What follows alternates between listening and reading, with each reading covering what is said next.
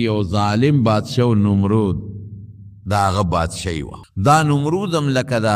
موسی علیہ السلام د زمانې د فرعون په شان د خدای دعوی کړی و او لویه بادشاهي یې وه. نو سترګې په داسې قوم کې وغړولې چې ټول کفر شرک و په قوم کې. چا به د بوتانو سجدې کولې او چا به انور ته سجدې کولې او چا به سپومې ته سجدې کولې او چا به ستورو ته سجدې کولې. او علما لیکي چې د نمرود بادشاه یو خوب لیدی و. د هغه خوب تعبیر ول خپلو نجومیانو کاهنانو وستا په دې قوم کې به یو هلک پیدا کېږي، ابه کوشش کوي چې ستا دین بدل کړي او ستا له دین نه به ویزاری او ستا خدایي به هم نه مني او تا سره به مقابله کوي. حضرت ابراهیم علیه السلام د الله جلیل القدر پیغمبر تیر شوی دی. قرآن شریف کې الله په ډېرو سورتونو کې د ذکر کړی دی. په یو سورت کې نه تقریبا غالبا 15 سورتونو کې د ابراهیم علیه السلام ذکر شوی دی.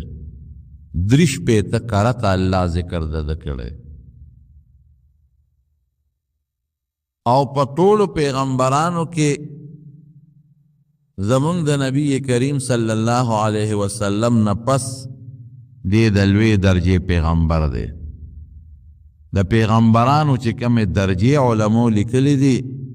دې دویمه درجه کې راځي. نبی علیه السلام پسې بیا دویمه درجه کې د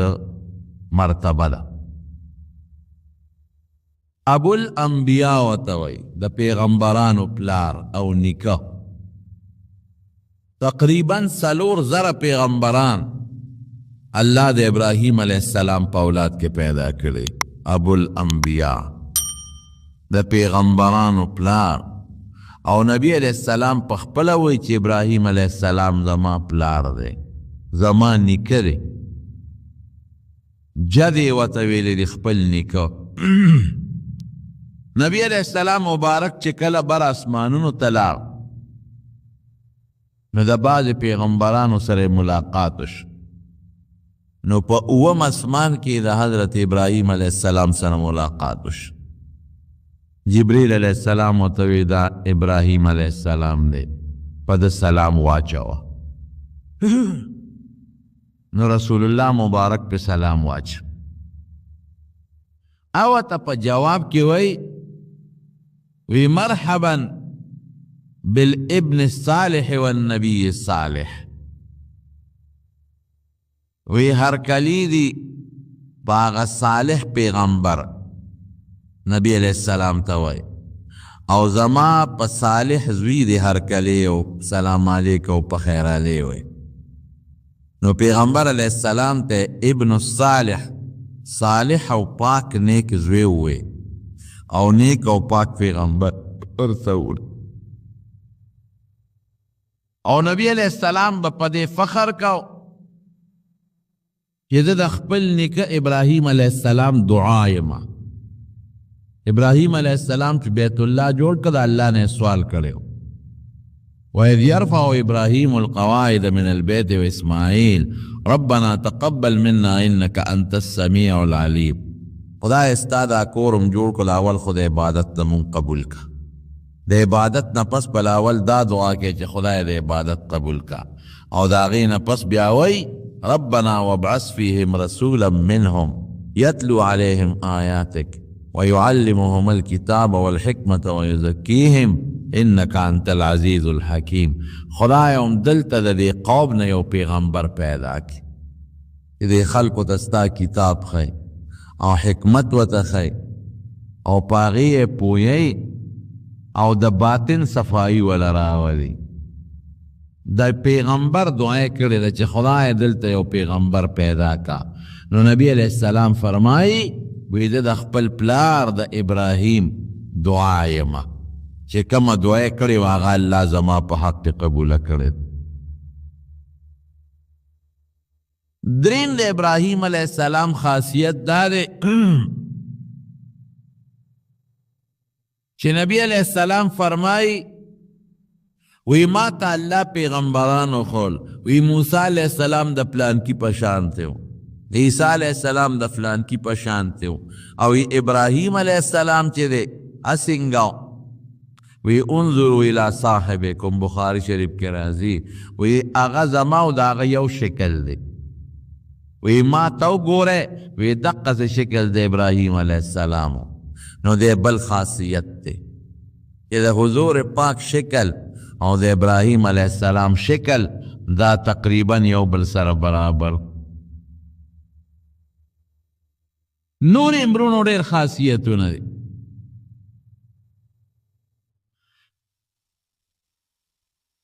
دیر خاصیتو ندی دے ابراہیم علیہ السلام پا پیغمبرانو کی. میل مستیا پا کے دیر زیادہ ابو الزیفان ورطاوئی کہ دا با دیر زیاد میلمانہ پالل او دا دنیا میلمانہ براتلل، ابراہیم علیہ السلام بے میل مستیا کول. دے پیدا پا کمزے کے دے نو عراق کی اولوی خارو بابل وطاوئی،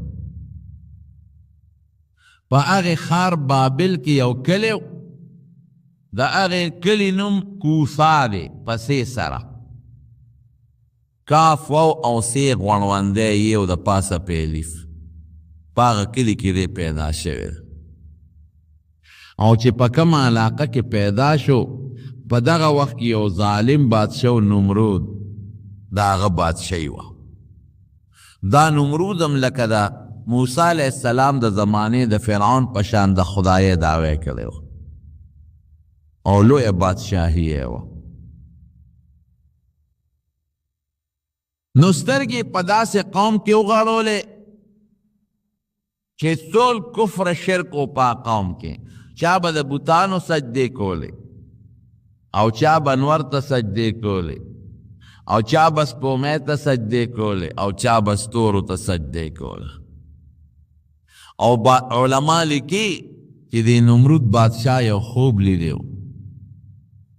داغا خوب تعبیر والاخپل نجومیانو کاہنانو وستا پا دی قوم کے بیولک پیدا کیے گئے اب کوشش کی چستا دین بدل کی او ستا را دین نبا ویزاری او ستا خدای بم نمانی او تا سر با مقابلہ کئی وی سوکم وی دی کال کے پیدا کیے گی دا موجودہ کال چلے دالک بدے کال کے پیدا کیے گئے نو فیصلے پدیو کا چی پدے اعلانو کا خلقو تا چی پدے کال کی با بالکل بچی نراوڑے او کدا چا بچی پیدا شو که جنیوی نو غق بوتنکو کالکی نو علالو بیولا لکه سنگ چی فرعون خوب لیدلیو دا موسیٰ علیہ السلام پا حق کے او بیا فیصلہ کردیو چی بنی اسرائیلو کی کمالکان دی دا وجرے او چی کمی جنکی دی دا جم دے پرے دے دقا سے فیصلہ دا موکلا خلقو تیلانو کچی دے کال کی وہ بچی نہ روڑے بچی خود انسان پہ اختیار کی نہیں دا خود اللہ خو خر نو بچی پا کی پیدا شو دیر معشومان وجل او ابراہیم علیہ السلام کے پیدا شو دیر مدخو مور خبر پٹا کڑے و خدا ارچانا بے پٹا کی خاون نخو نشی پٹے دے خبر اخکارک لعلماء لکی کہ دا خار نبار یو غار کی بے پٹ ساتاو پاگے کی بے دا ابراہیم علیہ السلام تربیت کاؤ لو یو بے دے الوے کچی پخبا دا پیشو نو دل اللہ پدل کی ہدایت چولیو. اللہ قرآن شریف کی فرمائی کہ لقد آتینا ابراہیم رشدہ من قبلو وہی منگ لدل پا معشوم والی کی پدل کی ہدایت ورکلے نی غلارم و تخولے وا او کو کننا بیہی عالمین منگ تا پتا وا منگ پہ خبرو چی دکی دا صلاحیت شتا. اللہ یعلم حیث یجعل رسالتہ ابو جہل بوی وی مشر دیمو پیغمبری محمد تا ملو شو صلی اللہ علیہ وسلم سردار دیمو دی پیغمبر شو. اللہ فرمائی اللہ یعلم حیث یجعل رسالتہ اللہ وی دا ما تا پتہ لگی چی کم وجود دا پیغمبر قابل دے و کم قابل نہ دے. یو زمیدار چی تخم کری پزمکا کی اغا تا پتہ لگی چی دا دا غنم دا کروندے قابل دا دا غنم زرغونی او دا غنم دا کروندے قابل ندا نو پشال ازمکا کی خو زمیدار تخم نه غرزی نو اللہ تا پتہ را چی دا وجود دا پیغمبر قابل دے او دا پیغمبر قابل نرے او دا اول نمبر پیغمبر قابل دے او دا دویم درجے دا پیغمبر قابل دے نو ابراہیم علیہ السلام متعلق اللہ فرمائی کہ معشوم والی کی مولا ہدایت ورکڑو وکننا بھی عالمین او منگتا پتا وا چی دی خبر قابل دے چسترگی غلی سوئی اس قال لأبیه وقومه ما هذه التماثيل التي انتم لها عاکفون وی دا بوتانم جوڑ کردی دی دا کانو مورتے او دا کانو شکلونا دا سشیدی چی تاسو دا دی عبادت کرے دا ولی کرے اغیوتوی وجدنا بانا لها عابدین مونگ پلارانم دا غسیولی دی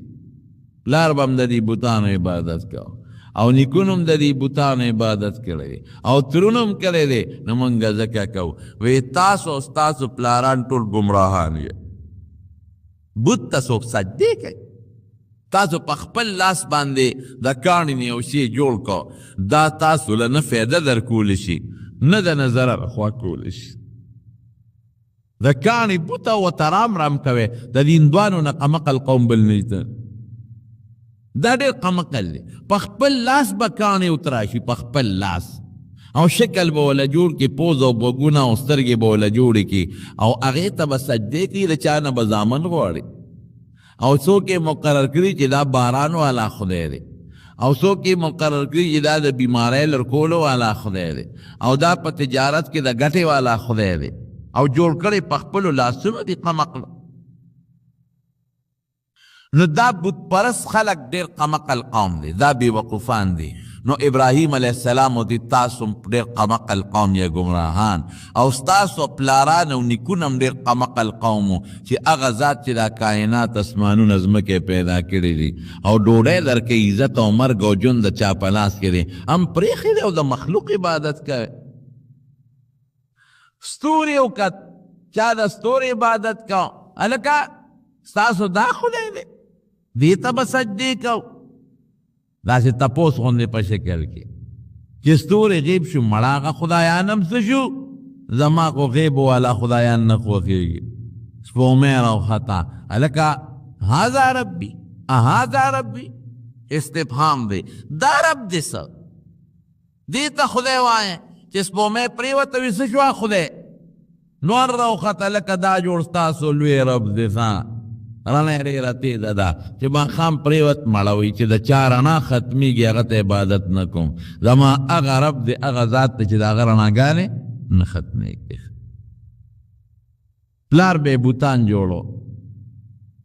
مور نے تپوسو کہ بی بی رب دے سوک دے ویستا پلار وی زما دا پلار رب سوک دے وی دا نمرود رب سوک دے وی چپ مخکلار نشے سپیلا دا نو باسو پلار تیلوی دا ابراہیم خدا دا خبرے کہیں دی خدا منگ دی خدایانو پسیم بدرد ہوئی او دینوار اس پومے اس طور چسو کے عبادت کے اغیب پسیم بدورد ہوئی او زمان نمرودم خدای نمانی گواری غم پیخ نشیراتا سیڑی انہا سی بادشاہ تاوی بچنا تاسو لوے کرده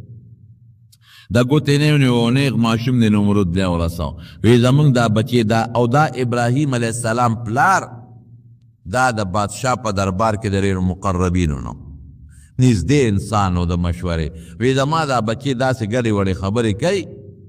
یرا وی لمی غواری چی دا وی بادشاہ سلام استاق وخدا کی وجد منک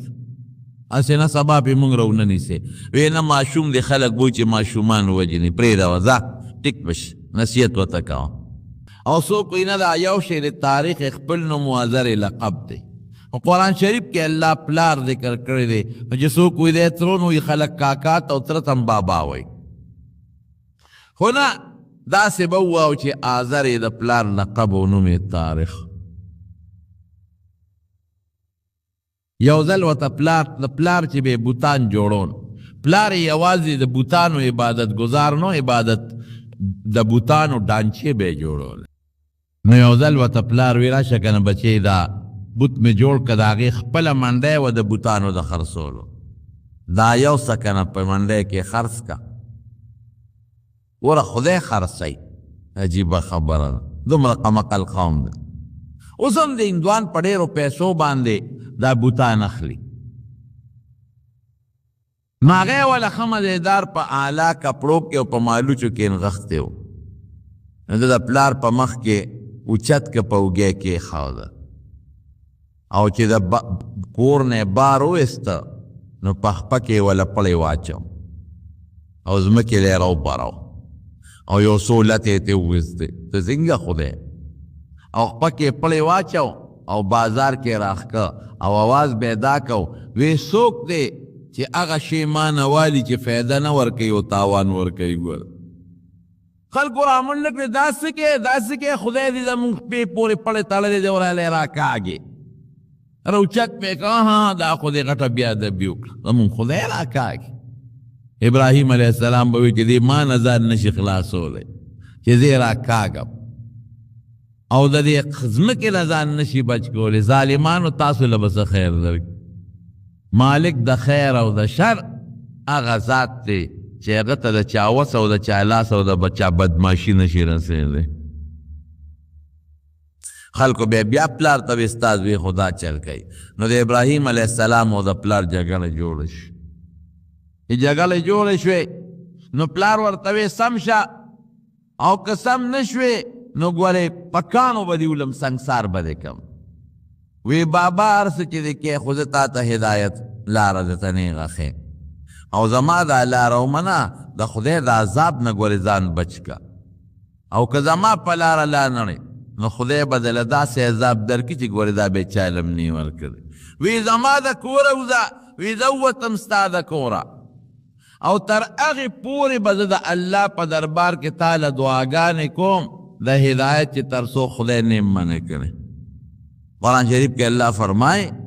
چې ابراهیم علیه السلام به پلار له دعا غوښتله، وما كان استغفار ابراهیم لابیه الا عن موعظة وعدها ایاه. دی ورسره وعده کړې وه چې تر څو خدای نه منع کړي بخښنه به درنه غواړم، نو بخښنه یې غوښته. فلما تبين له انه عدو لله تبرأ منه ان ابراهیم لأواه حلیم. چې کله ورته پته ولګېده الله ورته وی نه دا کافر دی مشرک دی دعا وله مه کوه، نو بیا دعا بنده کړه. ابراهیم علیه السلام لأواه د خدای نه ډېر یریدونکی و او حلیم ډېر زیات صابر و، صبر پکې زیات او په زړه کې د خدای یره ډېره زیاته و.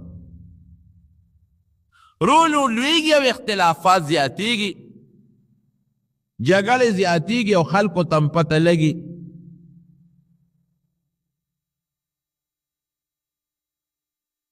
ټول قوم په یو طرف ته، یو ابراهیم علیه السلام په بل طرف. په ټول قوم کې ورسره صرف او صرف دوه ملګري دي. یو یې ورواره د حضرت لوط علیه السلام، ده له خدای وروستو پیغمبري ورکړې، او یو یې د تره لور ده چې هغه د ده بیبیم د حضرت ساره علیه السلام، دی بیبي و ساره او بیا پې نکاح او مخکې د تره لور وه. دا دوه کسان د ده برګري و، باقي ټوله قبیله قوم مخالف. حکومت سرکاري مذهب بت پرستی، د خلک د بوتانو عبادت کوي، په چوکونو بوتان لګېدلي دي او په بازارونو کې هم دي او په کورونو کې هم دي، او ځای په ځای خلک لګیا یې د بوتانو نه غوښتل که یو منظرونه دي. ما په تېره جمعه تاسو ته یو خبره کړې وه که یاد مو وي. ده څه چل جوړ که قوم یې میلې ته ته ده ورته څه چل جوړ که، هغه بوتان یې وله ټول مات کړل. اعلانونه تېره جمعه مې درته ویلي چې زه بیمار یم، یا قوم راغې ټول بوتان یې ډکرې ډکرې پراته. نمرود ته خبره ورسېدل، هغه راوغوښت دربار ته، وی دا بودمم دا خدایان دی ولې وجلې دي؟ وی دا خو مشر وجلې چې دا تبرګې د چا په اوږه کې وی ځان دی. خبرې شروع شوې، دې چې دربار ته لاول ورته نو دې نیغ ورغی. نو د نمرود دربار ته چې به څوک تل سجده به یې لګوله، د سجده ونه کړه، او ورته وایي دا ما ته سجده ولې ونه کړله؟ د شاهي آدابو خلاف ورزي دې ولې وکړه؟ وی سجده صرف هغه ذات ته کوم چې هغه د دې کائناتو خالق او رب. وی رب خو زه، وی ته خو رب نه، زما رب هغه ذات ته چې دا ټول مخلوق پیدا کړی دا ځمکه اسمانونه او ارض پیدا کړی دی ژوند او مرګ د هغه په اختیار کې دی هغه ته رب وایي نمرود ورته وایي ژوند او مرګ خو زما په اختیار کې دی وی ته څنګه ژوند او مرګ کې وی اوس به درته وښیم اډاره وکوي چې کم سړی د 500 په کوټه کې پروت دی راولی هغه یې راوسته وی ګوره دا خمري ګنټه پس د پانسي ده دې مړ دی یو ګنټه پس او دا دې ما بری کوي زه کورته دله مې جون ورکړ او یو روغ سړی په بازار کې راونیوه وی دې پانسي کې هغه یې مړ کړ وی دغه مې جمدې مړ کړ هغه مړ مې خلاص کړ اوس بې وقوف دی بې وقوف په دې دی چې مړ جمدې کول دې ته نه و چې دا کم د پانسي که دا را جمدې که ځه فبهت الذي کفر بس دقه ځای کې هغه حیران شو چې واقعي دا کار خو زه نشم کولی او ته وجل او مړه کول کې ته به ستا نه مخکې دا خلک چا وجل چې ته لا پیدا هم نه وې او ستا نه مخکې دا خلک چا جمدي کړي چا پیدا کړي دي دا خو الله کړي بس نمرود پوه شو چې دا سړی زما نه مني او دې ما ته اوس انقلاب راولي بس فورا دې دستخط وکړي دله سزا ورکې خو داسې سزا وله ورکې چې په مخ د ځمکه داسې سزا چاته نه ملو شوې حرقوه وانصروا آلهتکم داسې فیصله وکړه وې دې په اور سوځو او یې د خپلو خدایانو نه مې امدادونه پکې وغواړئ چې دې کوم خدایان نه مني او اور بل کې او ښه مضبوط غرغنډه اور بل کې او دې رونیسئ پکې ورغورځئ زموږ علماو لیکلي مفسرینو اور یې بل که یو میاشتې اور له خشاکونه راچلول او خلکو چې به د چا څه کار نه کېده نو منښته به یې کوله وی که دا کار مې وشو نو زه به یو ګېډۍ خشاک راوړم د ابراهیم د سوځولو دپاره او که دا زوی مې جوړ شو نو یو ګېډۍ خشاک به راوړم دنیا یې نښتې ده او خشاکونه راچلیږي او یو لوی میدان دی د شاهي محل په خوا کې او هغې کې داسې ځای کې وکړه چې ده وله ځان له یو بلډینګ جوړ کړو چې دې پکې د هغه د ننداره وکړم او تماشه وکړم او دنیا وله راغوښتې ده چې خلک تماشه وکړي چې د ده هیبت قایم شي چې بیا د نمرود د خدایه نه څوک انکار ونه کړي چې اور یې بل کړه نبی علیہ السلام مبارک فرمایي وی هر بدبخته پکې خپل حصه اخیستې ده دا کربوړی نه دی دا چرمخکی نه ګورې بعضې خلک دا چرمخکی یادوي زموږ اصل کې په اردو تفسیرونو کې چپ کلی لیکلې ده اردو تفسیرونو کې نو اردو مفسرین او کربوړی به هلته معلوم به ورته نو دا چپ کلی دا لفظ یې لیکلی دی نور هغه شی چې دا مونږ دا سورسرکه چې ورته مونږ وایو په دې جاړو کې او په دې غنو کې او په دې شپولونو کې منډې وای د دې چرمخکی په شکل ده خو دا چرمخکی لږه پلنه د منډه نشي وایلی او هغه لږه غونډی غوندې د منډه ویلی شي او د هغې سور سر دی هغه ډېره زیاته تیزه منډه وای او د هغې خاصیت دا دی چې اکثر د میخې او د غوا غولانځې ته ځان وررسوي د میخې او د غوا غولانځ باندې چک لګوي د هغې نه پیس کي دا د هغې خاصیت نو دا شپېره دې به څه چل کو دې به ورته لرې ناستو پوکې به یې ورکو چې دا ور خبرې سي ځکه خو نبي علیه السلام فرمایي چې دغه سور سرک دې ولیده نو په ړومبي ځل پې غزار کوه چې دا مړ شي په ړومبي ځل غزار کې ثواب زیات دی په دویم کې د هغې نه کم په دریم کې د هغې نه کم هر چا په کیسه واغېسته ور غرغنده شو ابراهیم علیه السلام یې د جیل نه راوست اوس به پکې دی اچوي څنګه ځکه چې دی ورچې خو ځان له خو دی نه وردي دوه څلور کسه به ورسره ځي چتی به ما خو دومره اور دی چې بره پې مارغم پر نه شي وی شیطان د انسان په شکل راړ هغه ورته چل وښو یو ټال یې ورته وښو عربی کې ورته منجنیق وایي پخوا او بادشاهانو چې په چا یو بل حمله کوله د توپې دپاره به یې دا شی استعمالو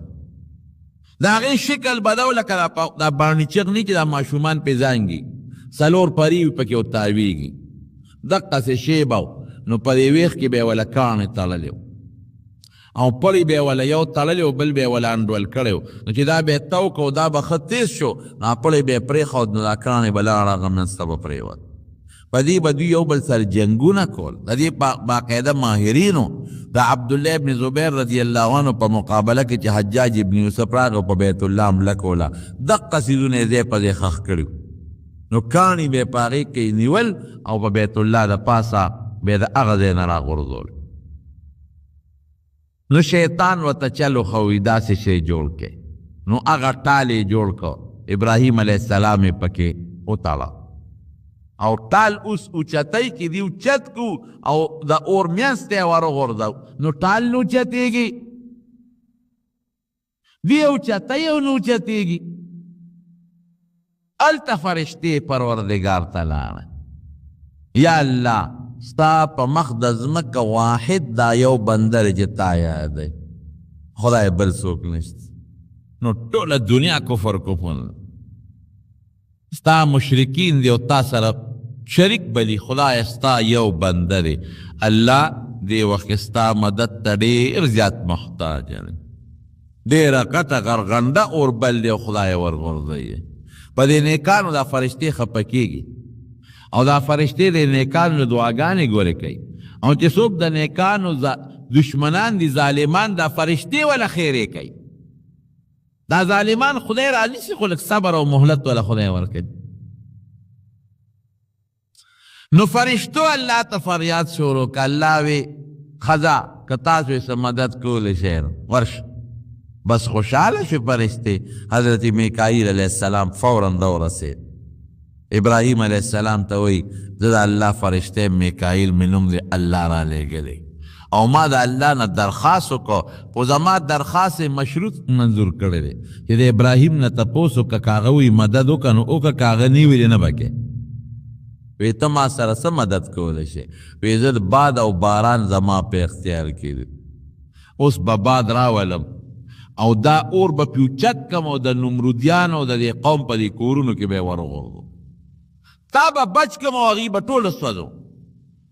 او باران مې په اختیار کړي که خوښه یو داسې باران راوورم چې دا اور پې مړ کړم نو کوی چې باران راوورم دا اور مړ کړم او کوی چې دا هوا راولم او دا ارس اوچت کړم او دوی پې وسوځو څنګه دې خوښه ده ابراهیم علیه السلام ورته فرمایي وی نه دا تا نه مدد نه غواړم الله زما په حال باندې خبردار دی د لوی رب نه مدد غواړم بله فرشته رانه وی مال یو الله یو اختیار را کړی دی څه اختیار یې در کړی دی وی مال یې دې اختیار را کړی چې د ساګانې وباسم خو ما ته باید اجازت وغوښته الله وی ورشه که هغه دنه مدد غواړي نو ورسره وکړه که نه غواړي بیا مه کوه نو که دې خوښه اجازت راکړه دا نمرودیان ټول په یو دم د لوس وجنم ته به پکې یو جمدې پاتې چې دا به ټول مري که زمونږ غوندې معامله وه مونږ به وی چا به که زمونږ مسله وه نو مونږ به وی شا به دا اور چته و دا کورونه وله وسوځوه اخو ابراهیم دی علیه السلام وی نه پام کوه دا چل به نه کې وی اور کې غورځېږي وی الله زما په حال باندې خبردار دی الله به مې مدد کوي بله فرشته راځي بله چا نه مدد نه غواړي بس فرشتو یو څو دا کار وکړه بعضې فرشتې د انسان په حفاظت باندې مقررې دي ویرسل علیکم حفظة هغې هغه ټال کلک ونی دا وس به وکړو ټال نه اوچتېږي شیطان بیا د انسان په شکل نه اخلي بابا تا چې کم چل خولی اخو مکو او ټال نه اوچتېږي دا بابا ورته وی شیطان وی زه راته یو چل خیم ورسې جینکۍ راولی پیغلی او سرونه والا سرتور کې او دلته لږه ګډا شروع کې دا به په خپله اوچت شي نو پیغلی جینکۍ راوستی او سرونه والا سرتور کړ او هغه ځای کې ګډا شروع کړه رقص نو ټال اوچت شو دا ولې نه اوچتېده تیر شو لا تدخل الملائکة بیتا فیه صورة او تماثیل چې په صورت تماثیل او کلبون چې په کم کور کې د زیروح تصویر پروتی هلته د رحمت فرشتې نه راځي ټي وي لګېدلی دی د رحمت فرشتې نه راځي یا په موبایل کې تصویرونه د ښځو ګورې نو د رحمت فرشتې نه راځي بلکې عام بې ضرورته تصویرونه د رحمت فرشتې بندی نو په کور کې تصویرونه لګېدلي دی او د پلار د زنکدن دی یا ستا زنکدن دی نو د رحمت فرشتي چې نه سا خو به خامخا وباسي که نه نو کمې فرشتې به راځي د غضب او د قهر نو تصویر ښه دی که هغه د غضب فرشتې ښه دی زمونږ خلک بعضې معمولي ګناه د وجې نه په لوی غم او په مصیبت ځان مبتلا تال اوچت شو او چې وروی غورځو ابراهیم علیه السلام د اور منځ ته ورپرېوت رب العالمین فورا اور ته حکم کوي قلنا یا نار کونی بردا وسلاما علی ابراهیم اورا یخشا په ابراهیم علیه السلام خو سلام معنا معتدل حضرت جبریل علیه السلام فورا یو خشته ښکلې قالین راوړه او د اور په دا منځ کې ورته واچوه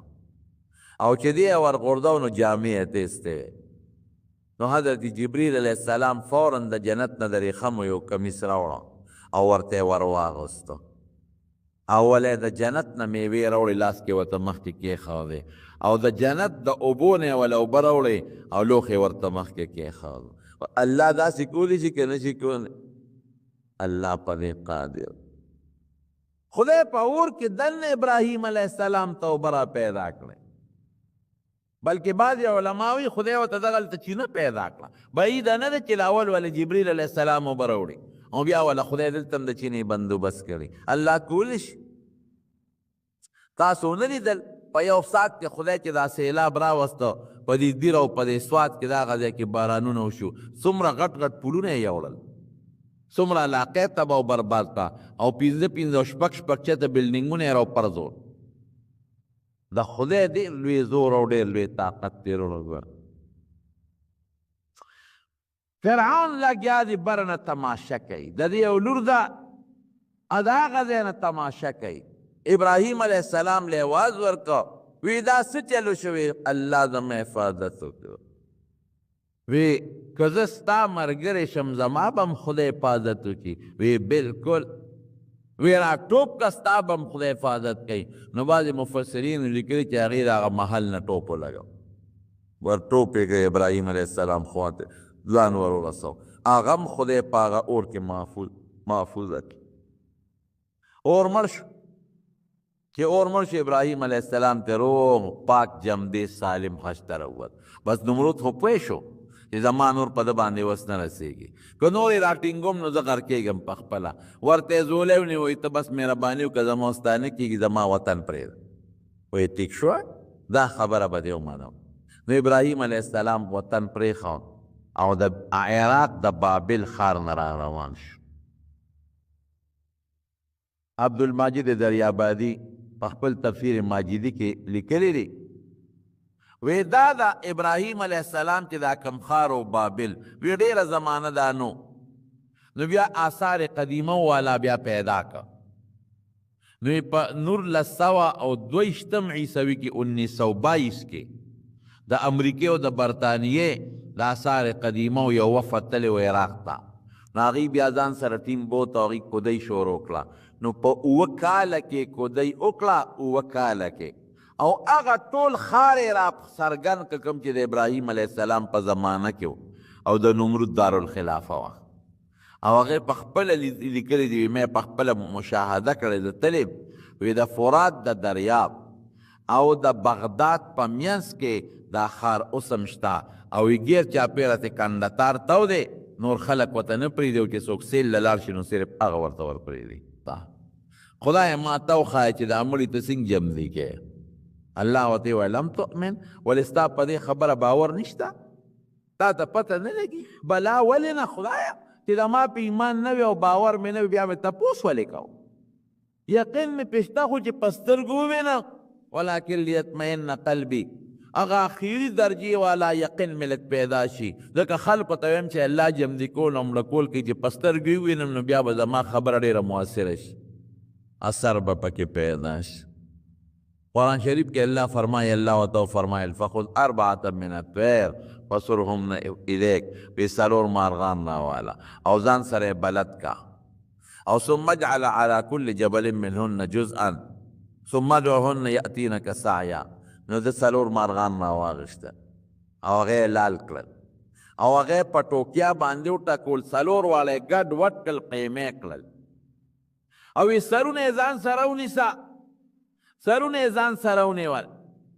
او هغه قیمې راواغېسته، څه په یو غر باندې، څه په بل غر، څه په بل، څه په بل غر یې کېښودله. وی ثم ادعوهن، اوس ورته آواز وکړئ اتینک سعیا، نو آواز یې ورته وکړو. نو د ارم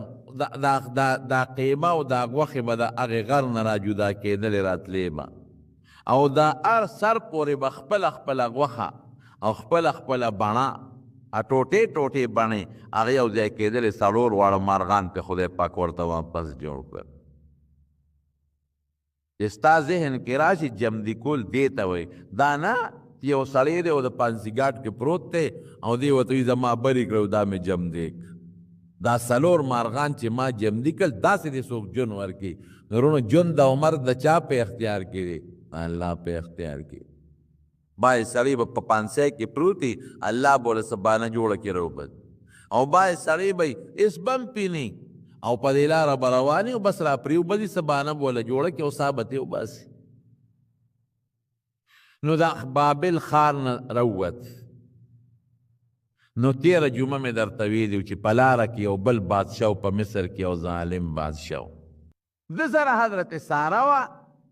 دا خو ډېره ښکلې وه، خوبصورته وه. نو د هغې پولیس والا، د هغې فوج والا په دې نظر شو. بادشاه ته یې ویل دغسې یو سړی دی روان دی. نو چې سینګ به یې مطالبه کوله، نو بادشاه به فوراً پالجو او را پرېبود، لاس او پښې به یې شل شو. یاره وی دا جوړ ته نیکه بنیادمې او تا ته مې د ګناه اراده وکړم، دا چل را سره وشو، ما معاف که بیا درته لاس ناچوم پرېږدم دی. نو یې ښه ما معاف کړې. نو بیا یې اراده وکړه، نو بیا به را پرېوت. 3 ځله بادشاه، بخاري شریف کې ګورئ حدیث دی، اراده وکړه او 3 ځله به فالج وو او دی به معاف کړ. بس اخره کې دې تپوس وکړه ته څوک یې؟ هلې ورته ټول زما خاوند ابراهیم یې نوم دی، سپین ږیری او د خدای پیغمبر دی. دا کوم دی؟ د عراق د بابل ښار. څه کوې؟ ټوله قصه د نمرود د بادشاه ورته وکړه. نو دا بادشاه هم دا عراقي و او علما لیکي د ابراهیم علیه السلام په نسب کې رشته دار هم راته. نو بی هاجره څوک وي دی وینځه وه، څوک وي دی لور وه، دی ورته وبخله او ما سره پاتې شوې ده، تا سره نه پاتې کېږم. ما ته الله حکم د بیت المقدس کړی دی، ځال ته روان. نو بیت المقدس ته لاړ، ګډې چیلې ورسره دي. یو علاقه کې وادي القرا، یو علاقه د په هغې تېرېده. نا خلق ورته وي یو ځای کې به خامخا ګډې چیلې چې 10-12 ورځې خلک دمه کوي. وی زمونږ د دې علاقې نه وځه،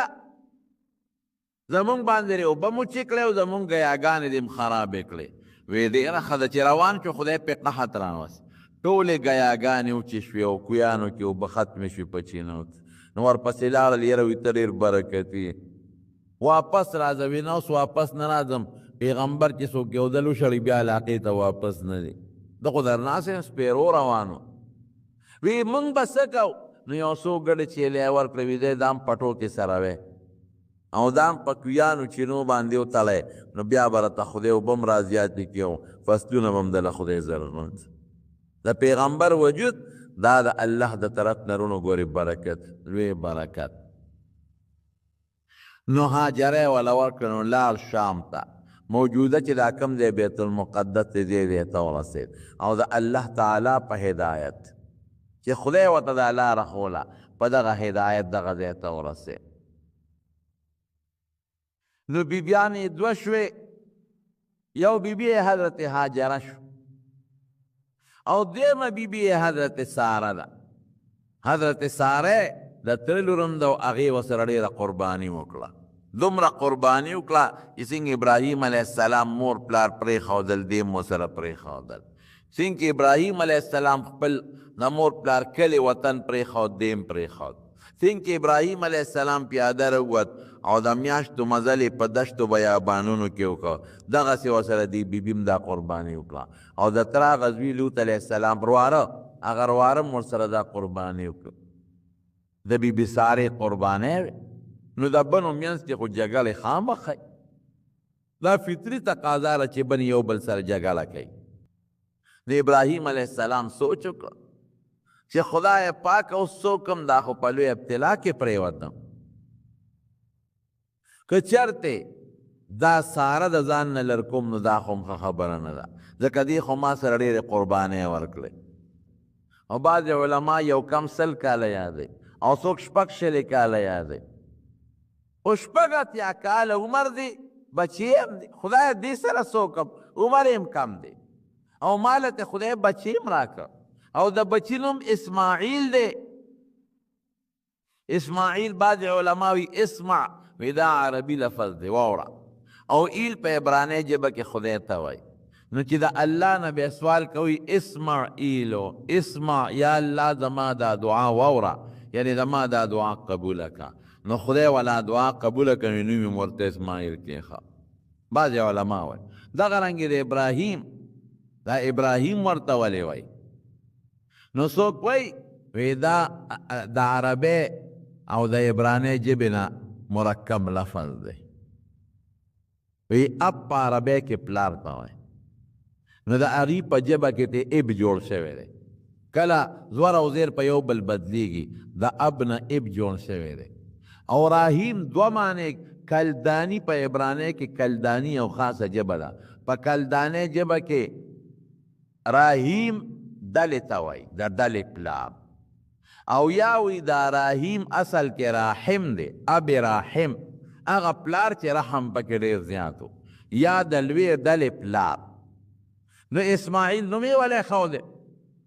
نو دا هم نشم پرېښودی هم نشم پرېښودی خدای لوی غم کې ګیر شوم دا به څه کېږي نو پیغمبر پار کار کې الله سره مشوره کوي که پیغمبر الله سره په یو کار کې مشوره نه ده کړې ګوره الله ورته غوسه کېږي بیا لکه حضرت یونس علیه السلام بې مشورې د خدای د حکم نه مشورې نه وه کړې او د علاقې نه ووت نو الله خفه شو نو دریاب ته یې غورځو د ابراهیم علیه السلام فورا الله سره مشوره وکړه خدای څوک الله وی داسې کار وکړه دا کشر دې مشرې ته به غږ نه کوې دې ډېره غټه قرباني کړې زما په لار کې د سره هجرت کړی او مور او پلار او وطن یې د سره پرېښی دی او د میلونو پیاده مزل یې د سره د میاشتو کړي دي دا مه چېړه د دې قرباني زما مد نظر ده دې ته به څه نه وی او دا کشره ونیسه او بچې م ورسره راواله او لږ یو بم راواله یو توشدان کې څه خوراک هم راواله او زه درته هدایت در کوم دا روانه جیل ته لا اور ته وغورځولی شي د نمرود بادشاه چې ته کله بیبي بوتله چې د دې غریب پړه به څه تېرېدل دا د خپل اندازه ولګه بلکې بعضې علما لیکي چې دی ته بوتله ابراهیم علیه السلام ته خدای د کله شیشې هغه منظر ښه لکه ټي وي کې چې شیخ کار یا په کمپیوټر کې چې ښکار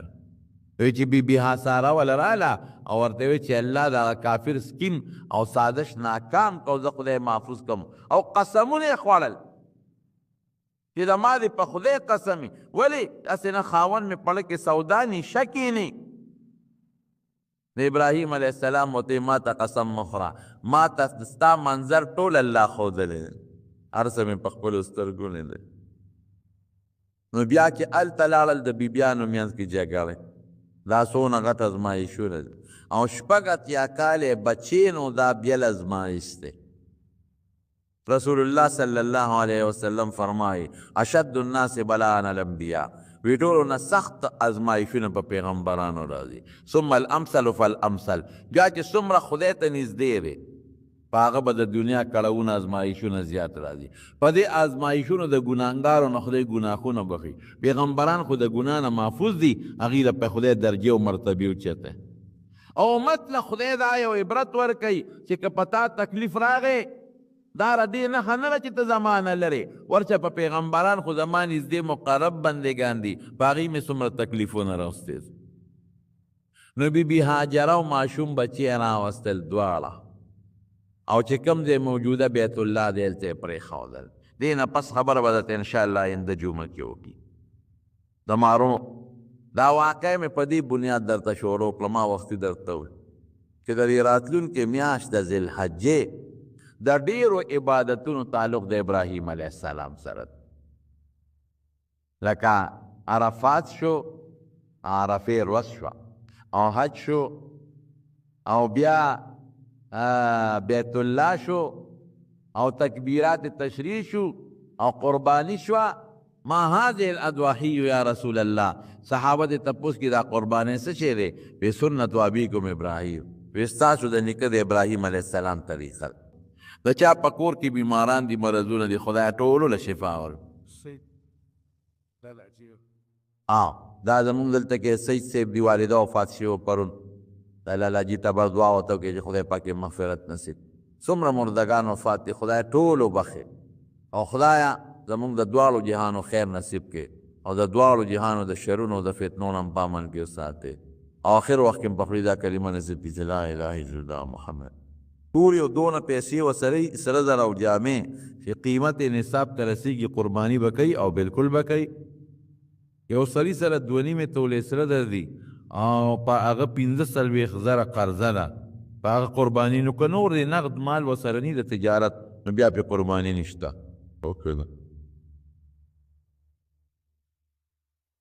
چې څوک اودس مات کي تش او اودس اوچ نه کي دا ډېره لویه ګناه ده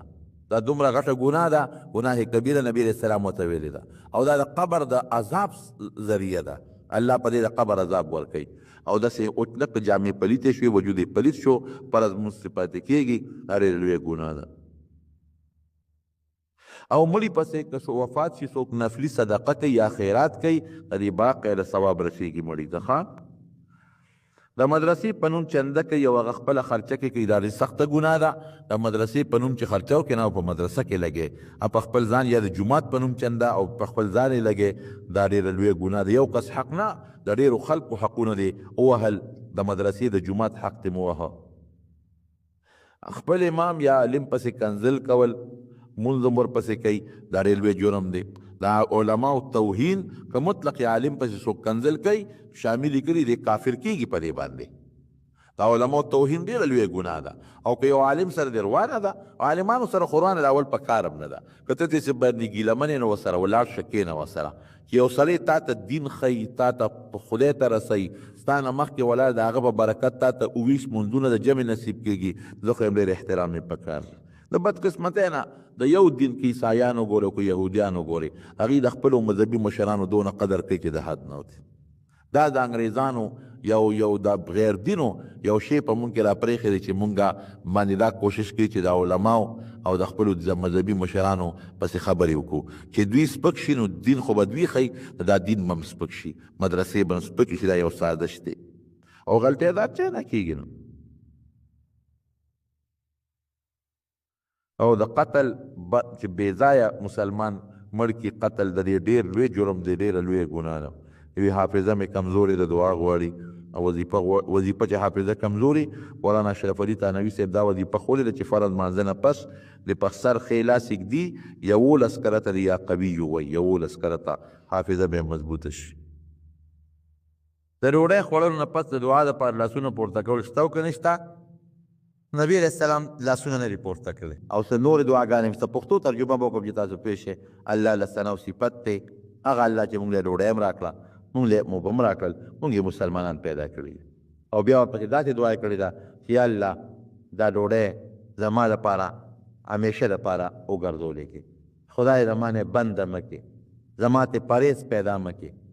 دا دعا نبی علیه السلام کړې ده او که د بل چا ډوډۍ خوړې ده نو هغه ته هم دعا کړې ده یا الله چې د چا سیراب کړم ته سیراب کړې الله چې ما له چا ډوډۍ را کړې ده ته ولې ډوډۍ ورکړې نو دا دعا ثابته ده مانځه کې سړی ودرېږي خو د خپو میانځ کې څومره فاصله ساتي نو داسې خاص د فاصلې ذکر څوک څلور ګوتې یادوي خو داسې څه خاص د فاصلې ذکر نشته نه ډېرې خپې ارتئ نه د ډېر یو بل سره یو ځای کې عام انداز کې چې څنګه سړی ودرېږي په هغه اندازه یو سړی ودرېږي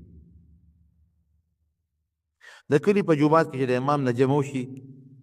بالکل د کلي جومات کې د امام نه مخکې مسافر خلک جمع وکړي او امام راشي خپل وخت له امام نه جمع شوي امام دویمه جمع بالکل کولی شي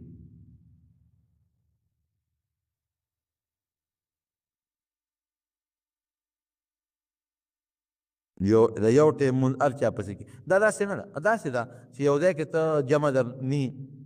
او بل څوک ني نو خیر دی بیا که هر سړی ور مخکې شو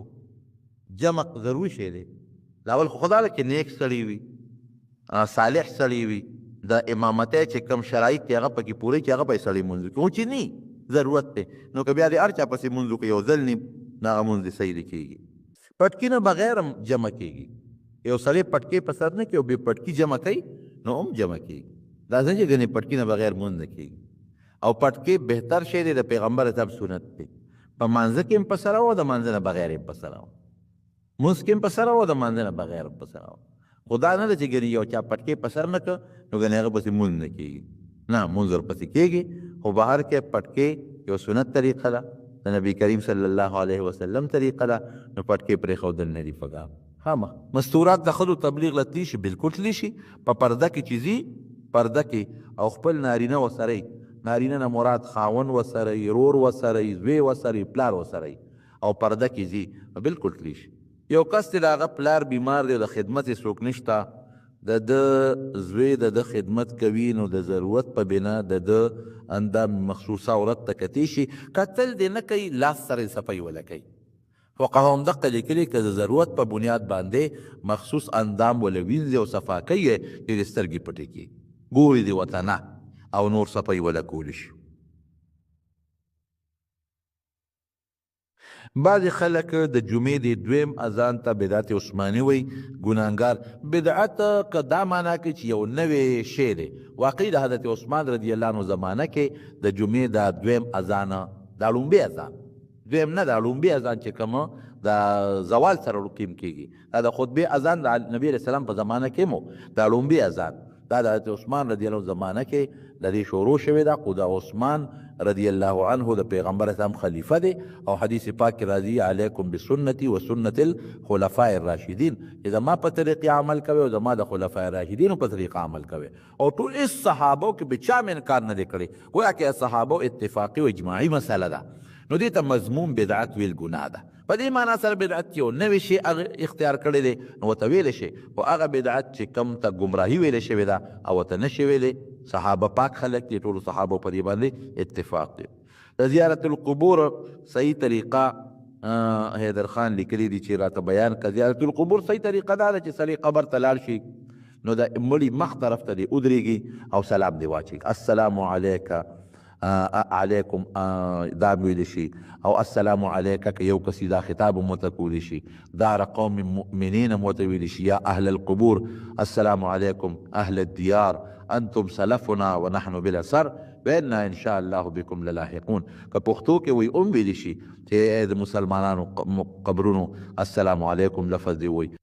که یو سړی د شپې په غسل واجب شي او د یخنۍ د وجې نه غسل اونکي تیمم کولی شي که نه؟ نه بلکل نه. تیمم به هغه سړی کوي که دې غسل کوي او د غسل سره د بیماري زیاتېږي یا د مرګ خطره یې ورته نو دې بیا غسل نه کوي، تیمم دی وایي. ګنې اوبه دې دال نه ګرمې کړي او په دې یخ اوبو نه څوک مري او نه پې بیماري، بیمار سړی وي نو بیا تیمم وایي، بیمار نه نو غسل تیمم به نه وایي. تیمم صحیح طریقه دا ده چې تیمم نیت به وکړې، په زړه کې ووایه چې د پاکۍ نیت کوم، یا په خولې ووایه چې زه د صفایۍ نیت کوم. بس هغه عربي الفاظ دي، نویت ان اتیمم لرفع الحدث. نو که هغه